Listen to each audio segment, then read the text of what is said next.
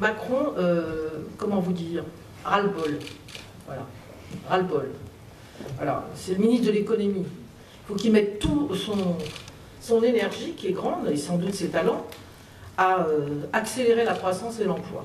Et moi, je dois dire, je supporte de moins en moins à la fois l'arrogance, et notamment sur les fonctionnaires, pour un ancien fonctionnaire, certes devenu banquier d'affaires, mais quand même un ancien fonctionnaire, qui sait sans doute qu'en période de crise, on n'a jamais autant besoin des fonctionnaires.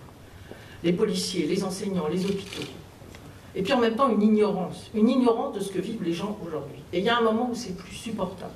Voilà, je le dis très simplement, dans l'ensemble des déclarations qui sont faites, voilà, qu'il s'occupe de son ministère. Voilà, ça serait déjà très bien. Et alors à ce moment-là, je le lis, eh bien, il y a un chemin pour accroître la croissance et l'emploi. Effectivement, ce n'est pas seulement l'année dernière que nous en avons parlé. Nous avons voté le 27 juillet, au Bureau national du Parti socialiste, 29 voix pour, une contre et je crois 3 abstentions. C'est pour dire que ce n'est pas les frondeurs ou les râleurs, comme dirait maintenant le président du groupe socialiste, qui ont parlé, mais les socialistes.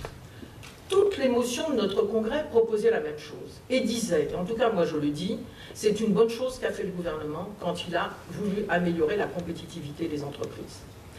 Car il y avait un problème de l'offre et de sa compétitivité. Il a réussi. Il a déjà, aujourd'hui, les entreprises ont retrouvé leur taux de marge d'avant la crise.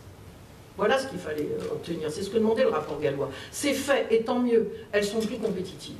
Mais toutes nous disent aujourd'hui, on a un problème de demande. On n'a pas de marché, que ce soit la consommation privée ou la consommation publique. Donc pour relancer la croissance plus fortement et créer des emplois, il faut retrouver un équilibre entre la politique de l'offre, que je ne conteste pas, bien au contraire, et la politique de demande. Et c'est là tout le débat que nous avons eu et qui a été porté par toutes les motions du Parti socialiste.